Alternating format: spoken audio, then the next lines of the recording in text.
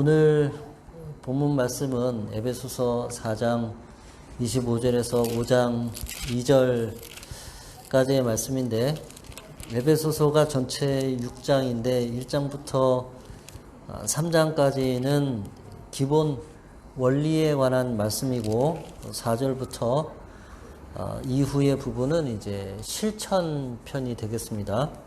오늘 본문은 어려운 부분이 거의 없습니다. 다 아시는 것이고 우리가 몰라서 못하는 것은 없습니다.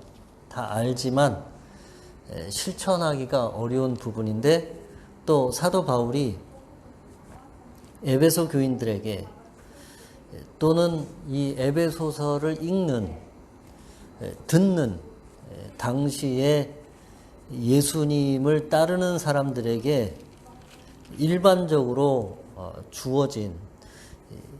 주신 그런 교회 안에서의 삶의 모습, 교회 안에서의 실천 지침, 이런 것들이 되겠습니다. 4장 25절에 거짓을 버리고 각각 그 이웃으로 이렇게 되어져 있는데, 이 이웃이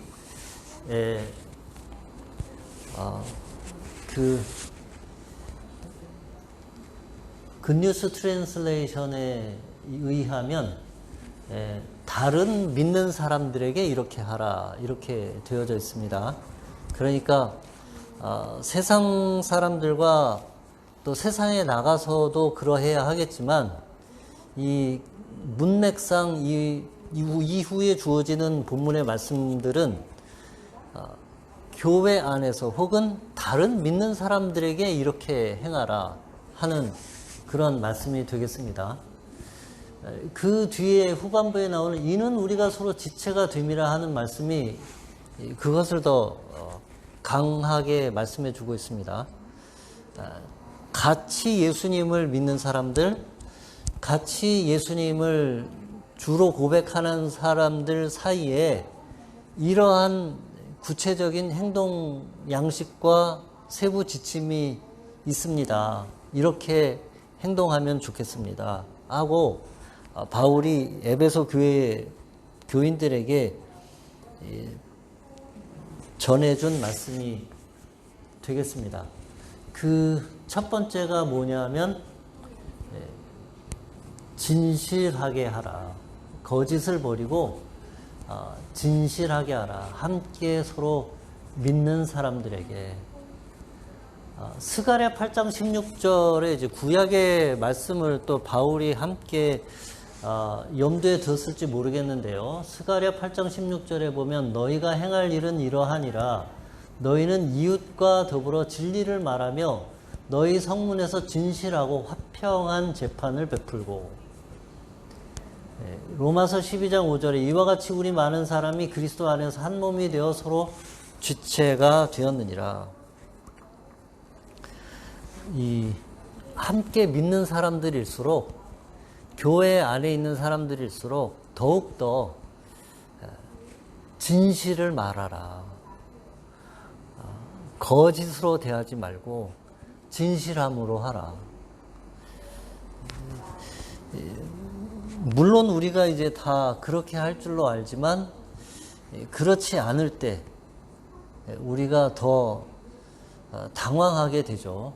교회 안에 있는 사람들 간에 당연히 진실하게 대할 줄로 알고 있었는데, 그렇지 않을 때 당황하게 됩니다. 왜냐하면 우리가 서로 지체가 되기 때문에 우리는 서로 진실하게 해야 하겠다, 그런 말씀이 되겠습니다. 두 번째로 주신 말씀이 분을 다스려라, 이런 말씀입니다. 분을 내어도 죄를 짓지 말며 해가 지도록 분을 품지 말고. 분이 나는 것은 어쩔 수 없다. 그러나 그 이후의 과정은 우리의 선택에 달려있다, 이런 말씀이죠. 화가 날 수 있다. 그렇지만 그 이후에 어떻게 그 분노와 화를 처리하는 것, 그것은 달라야 한다. 그런 뜻이 되겠습니다. 죄가 되지 않도록. 그리고 그 분노 안에 얼마나 오래 머무느냐는 본인의 의지와 선택에 달려있다. 그런 뜻입니다. 분노 안에 머물지 말아야 한다. 분을 내는 것 자체는 인정을 하는 것입니다. 분이 날 수 있고 화가 날 수 있고 분노가 치밀 수 있다. 지금 교황이신 분께서 화를 내는 거를 한번 본 적이 있습니다.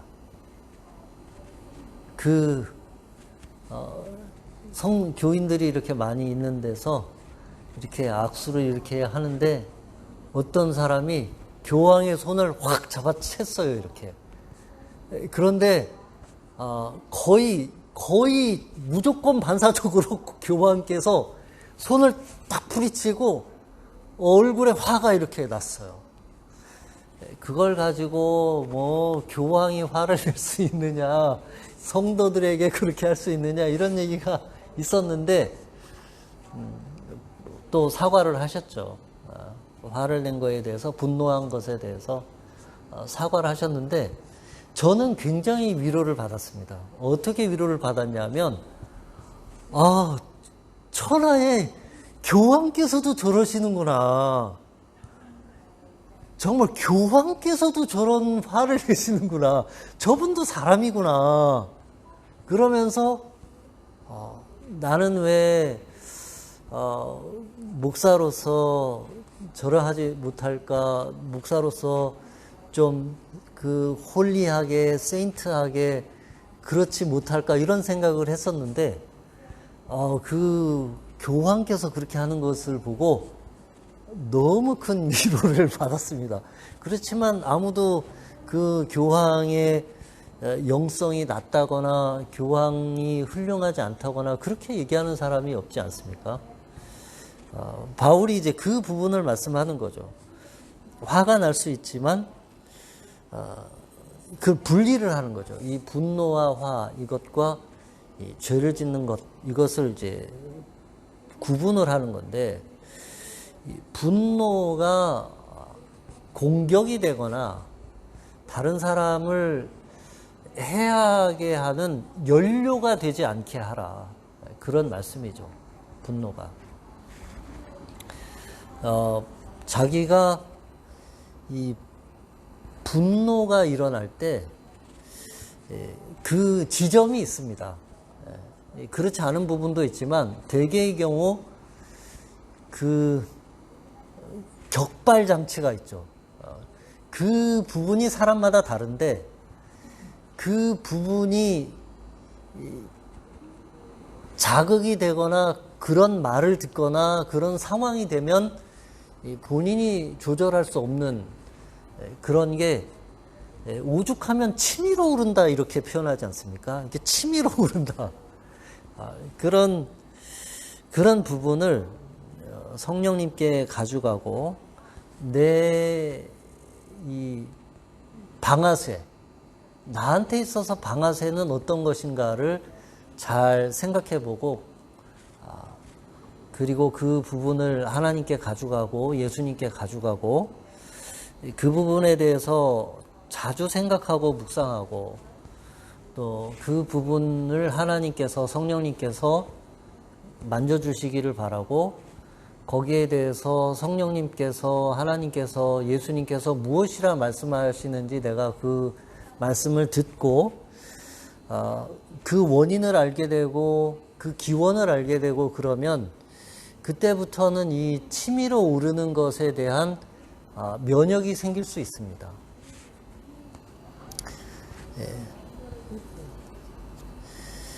세 번째로 바울이 함께 교회 생활하는 분들에게 주시는 말씀이 있는데 그것은 이것입니다. 도둑질하는 자는 다시 도둑질하지 말고 돌이켜 가난한 자에게 구제할 수 있도록 자기 손으로 수고하여 선한 일을 하라.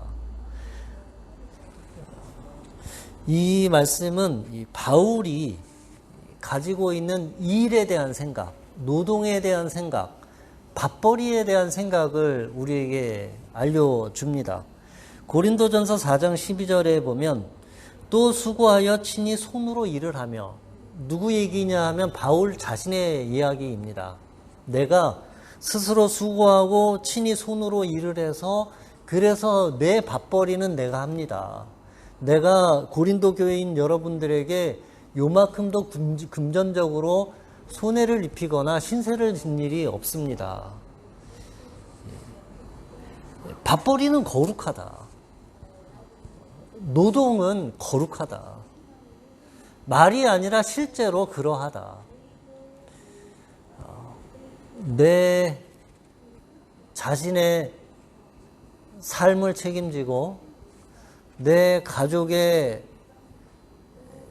먹고 사는 문제를 책임지고 내 자녀들의 미래를 책임져주고 내 부인과 내 남편과 내 아이들과 자녀들의 내 부모님의 생활을 책임지기 위해서, 삶을 책임지기 위해서 땀 흘리고 수고하고 애쓰고 이런 것은 거룩하다. 교회 안에서 하나님의 일을 하는 것만이 거룩한 것이 아니라 그 밥벌이를 위해서 내가 하기 싫은 일도 하고 하고 싶지 않아도 하고 하고 싶어도 하지 않고 참고 그 모든 것이 다 거룩하다.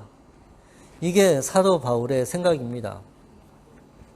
여기서 우리가 흔히 생각하는 오해가 있는데, 바울에 관한 팩트 체크를 하면 바울이 이것을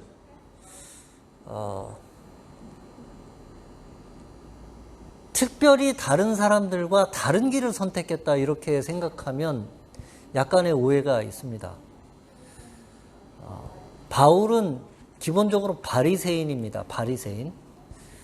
우리가 가지고 있는, 혹은 제가 잘못 알고 있었던 것 중에 하나는, 바리새인들은 종교적 일이 그들의 직업이고 그 종교적인 일을 통해서 그들의 먹고 사는 문제를 해결했다 이렇게 생각하는, 다른 사람들은 모르겠지만 저는 그런 오해를 하고 있었습니다. 그런데 그렇지 않습니다.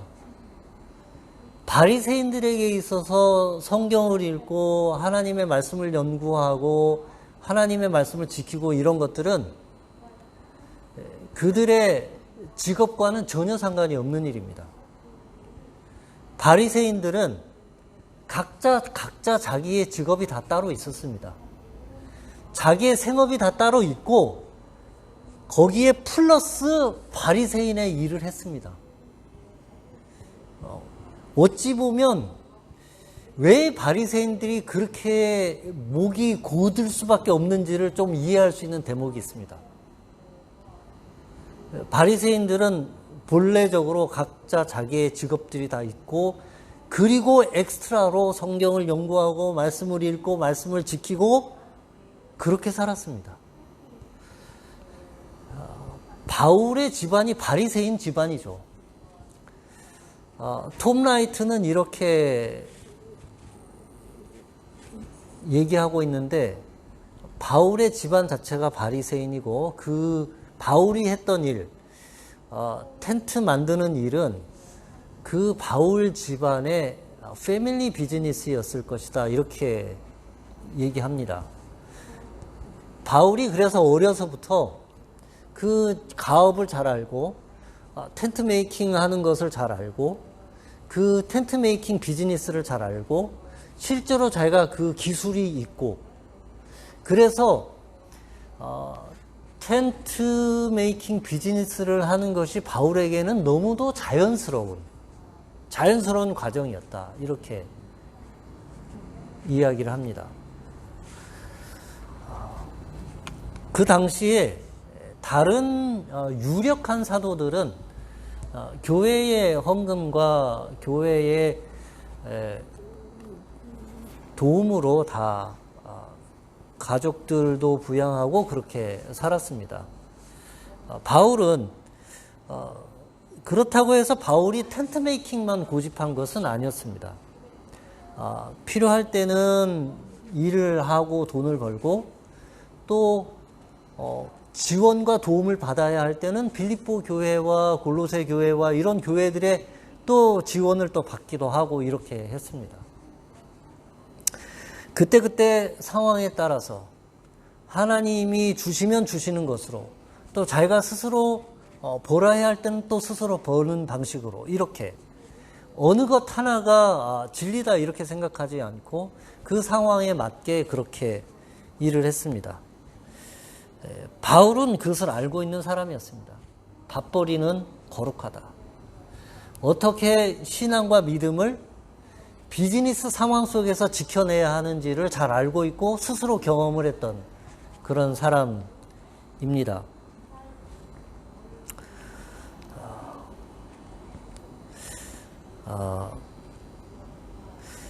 저는 성도님들이 굉장히 부럽습니다. 어떤 면에서 부럽냐 하면 그 각자 자기가 가지고 있는 직업이 있고 프로페셔널한 지식과 기술이 있고 그것으로 자기의 직장이 있고 자기 사업이 있고 그게 너무너무 부럽습니다. 목사가 하는 이야기는 일단 상대방에게 반은 접히고 들어갑니다. 목사니까 당연히 그렇게 얘기하지. 목사니까 어떻게든 교회에 도움이 되게 하려고 그렇게 얘기하겠지. 목사니까 당연히 그렇게 살아야지. 그런데 성도님들이 세상에서 어렵게 일을 하고 다른 사람들과 똑같은 조건에서 일을 하면서 그리스도의 모습을 보이고 다른 사람에게 선한 모습을 보이는 것은 큰 효과가 있습니다. 말에 진실의 힘이 있습니다. 거기에. 왜냐하면 그걸로 교회와 신앙과 믿음의 그들에게 밥벌이가 아니기 때문에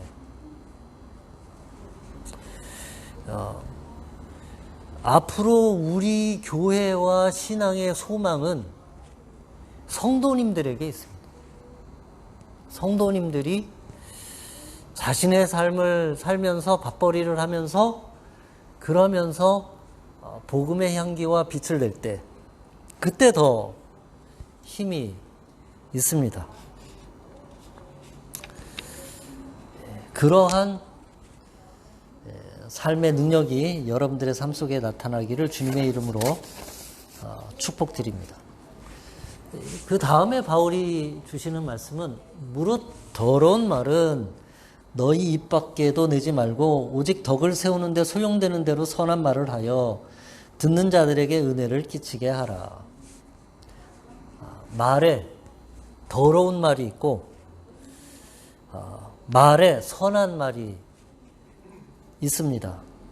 이 더러운 말의 원어를 보니까 사프로스라는 단어인데 어떤 뜻이냐면 썩었다 그런 뜻이 있고 쓸모없다, 불필요하다, 부패했다, 다른 사람을 힘들게 한다 그런 뜻이 있습니다.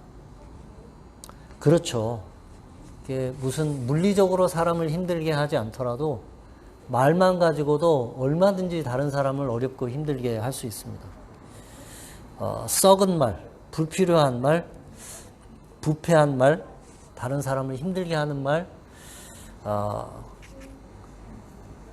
그런 말들을 하지 말고 입 밖에도 내지 말고 오직 덕을 세우는 데 소용이 되는 대로 선한 말을 하여 듣는 자들에게 은혜를 끼치게 하라. 이 선한 말은 카리스라는 단어인데 그레이스, 은혜 혹은 kindness, 친절한 이런 말이 선한 말이라고 얘기합니다. 아주 미묘한 것은 뭐냐면 분명히 그 말은 옳은 말인데 오래 듣고 있다 보면 내가 힘들어지고 오래 듣고 있다 보면 분명히 맞는 말인데 옳은 말이고 그런데 내 마음이 어두워지는 그런 일들이 있습니다. 분명히 있습니다. 한참 이야기를 하고 들었는데 분명히 옳은 말을 들었는데 그리고 나를 위해서 해주는 말이라고 들었는데 내가 돌아오는 길에 이게 용기가 되지 않고 더 가지고 있던 용기마저도 다 없어지고 어깨가 무겁고 마음이 무겁고 힘들어지는 말들이 있습니다. 분명히 옳은 말인데 힘을 빠지게 하는 그런 말들이 있습니다. 그런 말은 선한 말이 아니죠. 그런 말은 썩은 말이죠. 그런 말은 쓸모없는 말이죠. 힘이 되게 하고 용기가 되는 그런 말. 그런 말을 같이 하면 좋겠다 하는 말입니다. 제가 아주 전에 이제 처음 40살에 담임 목사가 되었을 때 우리 교회 연세가 많으신 여자 성도님들, 권사님들 이런 분들 이렇게 이제 모여서 같이 지내는데 이분들이 입이 얼마나 자유스러운지 제가 얼굴이 화끈거리는 그런 성적인 농담을 얼마나 잘하시는지 물론 이제 우리나라 문화상에는 물론 그런 것이 이제 해악이다 이렇게 할 수는 있겠지만 덕이 되지 않죠. 덕이 되지 않죠. 요즘의 성인지 감수성에 의하면 그런 요즘의 성인지 감수성의 기준으로 보면 당연히 성희롱이고 그런 거죠. 특별히 교회 안에 젊은 사람들 또는 뭐 나이가 드신 분들 조심해야 할 것입니다. 우리가 이 부분은 명시적으로 우리 1:1 성경 공부할 때 가르치죠. 우리는 성적인 농담을 하지 않습니다. 이렇게 선한 말을 하고 다른 사람이 들을 때 격려가 되는 말을 하고 위로가 되는 말을 하고 은혜를 끼치는 말을 하는 거죠. 소용이 되는 대로. 5번째로 우리에게 주신 말씀은 하나님의 성령을 근심하게 하지 말라. 너희가 그 안에서 구원의 날까지 인치심을 받았느니라. 이 말씀은 에베소서 1장 13절의 말씀을 또 기억나게 합니다. 그 안에서 너희도 진리의 말씀 곧 너희의 구원의 복음을 듣고 그 안에서 또한 믿어 약속의 성령으로 인치심을 받았으니 성령의 인치심을 받았으니 성령을 근심하게 하지 말라. 성령님이 슬퍼하실 수 있고 근심하실 수 있다. 왜냐하면 성령님은 인격이시기 때문에. 그 성령님을 근심하게 한다는 것은 어떤 것이겠습니까? 잘 생각해 보면 알 수 있는 내용입니다. 어떻게 할 때 성령님이 근심하게 되고 어떨 때 성령님이 기뻐하실 수 있겠는가. 그것을 헤아려서 성령님을 근심하게 하지 않는다. 성령님을 근심하게 하면 성령님이 우리를 떠나가시겠죠. 우리가 성령님 기뻐하게 하면 성령님이 우리에게 오시겠죠. 성령님을 같이 인치심을 받은 구원의 날까지 그 성령님의 인도하심과 도우심과 위로와 격려가 있으려면 성령님을 근심하게 하지 않아야 한다. 어떤 일을 생각하고 판단할 때 이것이 성령님을 근심하게 할 것인지 아니면 기쁘게 할 것인지를 생각하면 답이 나올 수 있는 말씀입니다. 그 다음은 악의를 버리고 불쌍히 여기라. 4장 31절과 32절입니다. 너희는 모든 악독과 노함과 분냄과 떠드는 것과 비방하는 것을 모든 악의와 함께 버리고 서로 친절하게 하여 불쌍히 여기며 서로 용서하기를 하나님이 그리스도 안에서 너희를 용서하심과 같이 하라. 모든 악독, 노함, 분냄, 떠드는 것, 비방 이런 것들은 근본적으로 악의가 바탕이 된다. 그러니 그 현상보다 먼저 있는 그 악한 의도, 그 악한 의도를 버리면 좋겠습니다 하는 말씀입니다. 좋은 마음으로 우리가 악하게 할 수도 있고 좋은 마음으로 할 수 있죠. 그 좋은 마음으로 하면 좋겠다. 때로는 식구들도 악의가 생길 수 있습니다. 식구들 사이에도 좋은 마음으로, 나에게 악하게 한 사람도 좋은 마음으로 불쌍히 여기며. 다시 한번 말씀드리지만 이게 교회 안에 성도들 간에 되어지는 이야기입니다. 교회 안에 성도들 간에, 바깥에가 아니라 교회 안에 믿는 자들 사이에 악함과 노함과 분냄과 떠드는 것과 비방하는 것과 악의가 생길 수 있습니다. 교회 안에 믿는 사람들 사이에 선하게 한다.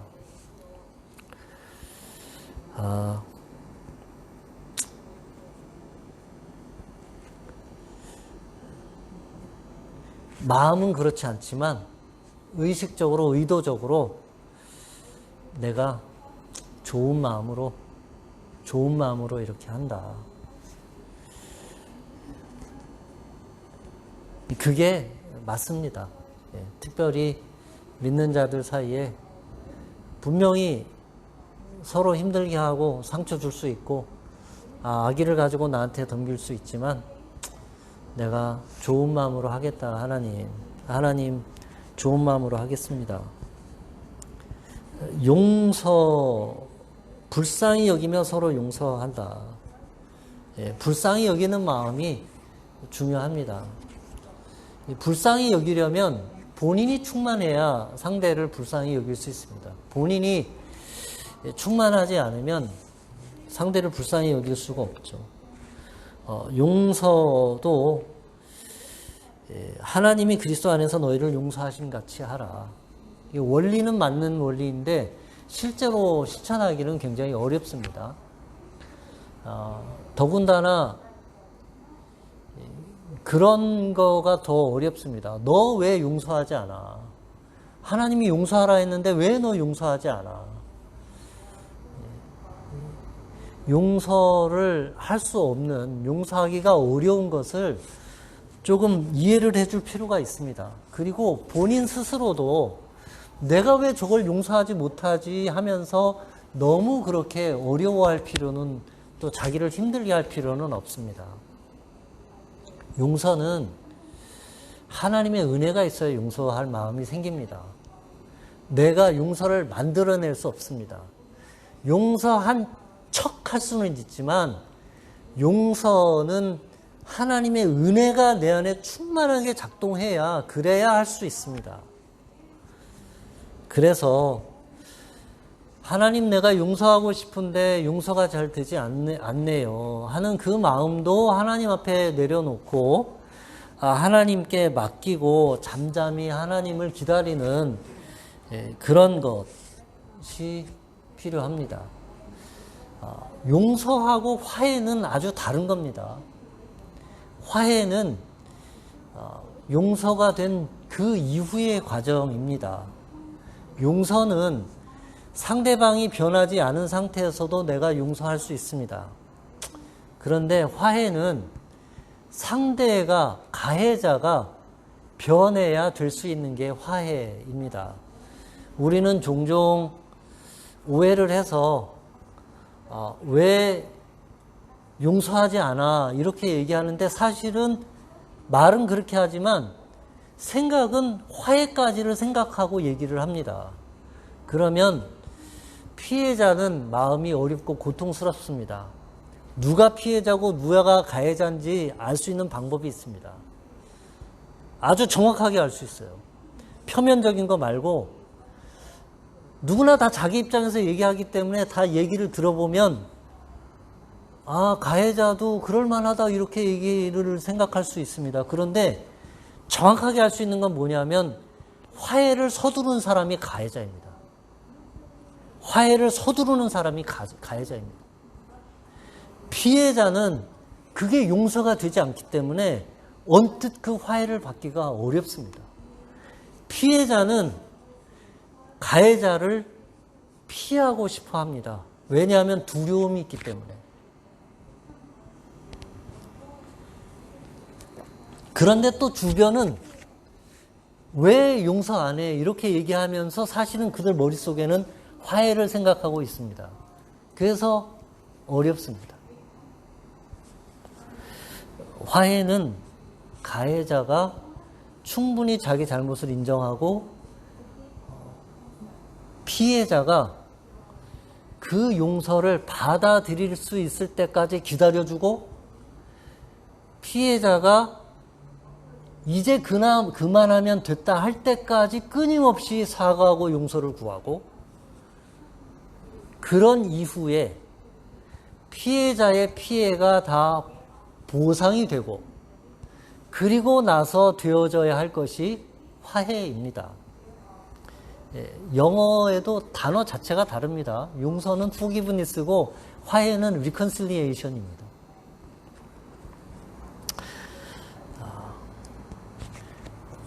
바울은 이것을 잘 알고 있지만 또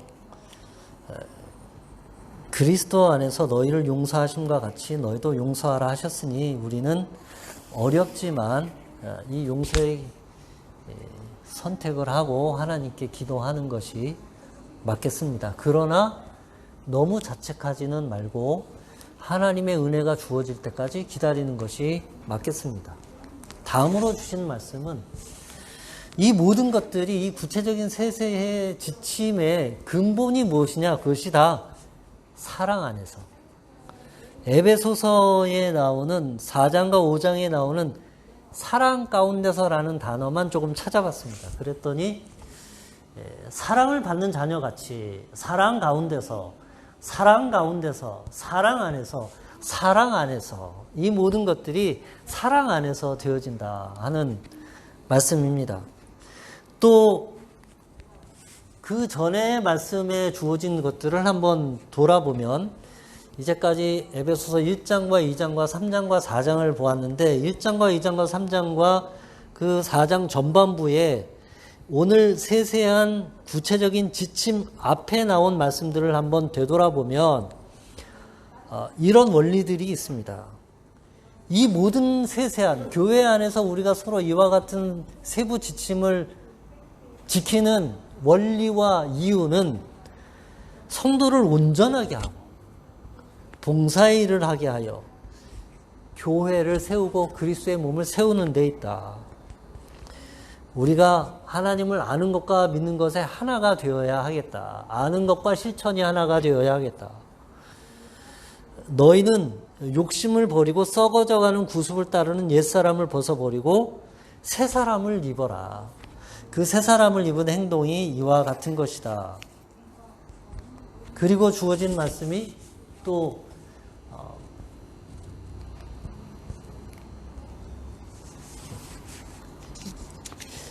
이런 그 원리에 따라서 이와 같은 세부 지침을 따라하면 좋겠다. 3장 16절에 이와 같은 세부 지침이 어떻게 실천 가능하냐? 성령으로 말미암아 속사람의 능력을 강건하게 하면 우리가 이것을 할 수 있겠다. 이것은 우리가 부르심에 합당하게 행하는 것이다. 이런 말씀입니다. 바울은 이런 일들이, 이런 구체적인 세부 지침을 지키는 일들이 가능하겠냐? 가능하다고 보았습니다. 바울은. 그런 일들이 교회 안에서 일어날 수 있겠느냐? 일어날 수 있다고 봤습니다. 그리고 바울은 에베소 교회 교인들 가운데서 경험을 했습니다. 그런 일들을. 이런 일들이 일어나는 것들을 경험을 했습니다. 여기 주어진 말씀은 어떤 사람들에게 주어진 말씀이냐면 사도행전의 에베소 교회, 에베소에 바울이 하나님의 말씀을 3년 가까이 전했을 때에 사람들이 바울의 말씀을 듣고 감화를 받고 그들이 생업을 바꿨습니다. 직업을 바꿨어요. 점을 쳐서 살던 사람들이 점 치는 책들을 다 불살랐습니다. 그 시대의 책은 굉장히 비싼 물건입니다. 그 비싼 물건을 다 불에 태웠습니다. 그리고 이 예수 그리스도를 따르기 위해서 직업을 바꿨습니다. 그리고 그들 사이에 주어진 세부 지침이 오늘 이 본문의 말씀입니다. 그 당시에 우상을 섬기거나 이방 신전에 들어가거나 이방 신전에 제사를 드리거나 점을 치거나 또 이런 것들은 다 무엇과 관계되어져 있냐면 이 템플 프로스티튜트하고 다 연결이 되어져 있습니다. 이 에베소에 하나님의 말씀을 들었던 이 남자들이 그런 것들을 끊었다는 겁니다. 아주 윤리적으로 높은 수준의 삶을 선택해서 살기 시작했다는 겁니다. 바울이 그것을 경험을 했습니다. 그리고 그것을 확실하게 정리해서 세부 실천 사항으로 에베소 교인들에게 준 것입니다.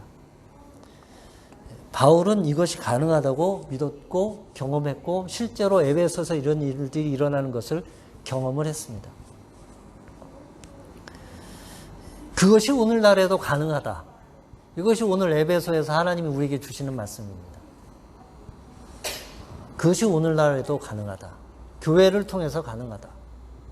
교인들이 교인들 안에, 교회 안에 믿는 자들 가운데 이러한 일들을 이 원리와 지침이 주는 능력과 힘을 입으면 가능하다. 우리도 이 시대에 우리의 삶의 자리에서 조금씩 이 말씀이 현실화되는 것을 보고 느끼고 경험하면 좋겠습니다. 그런 축복이 저와 여러분에게 있으면 좋겠습니다. 기도하겠습니다. 사랑이 많으신 하나님 아버지, 오늘 에베소 교회에서 일어난 놀라운 복음의 능력과 하나님의 능력, 그리고 그들에게 주신 사도 바울의 말씀, 그것을 통해서 우리가 또 희망과 소망을 말씀 가운데서 보았습니다. 하나님, 우리 자체의 힘과 능력으로는 어렵습니다. 그러나 성령님이 함께 하시고 우리가 새 사람을 입게 되고 우리 안에 인치심 받은 성령님이 내주하시고 예수 그리스도와 연합할 때 우리에게 가능한 삶임을 에베소 교회가 우리에게 보여주었습니다. 하나님, 우리도 예수님의 제자가 되어서 이와 같은 삶의 스타일의 제자가 되어서 그런 삶이 우리 안에 있게 해주시기를 기도합니다. 예수님 이름으로 기도했습니다.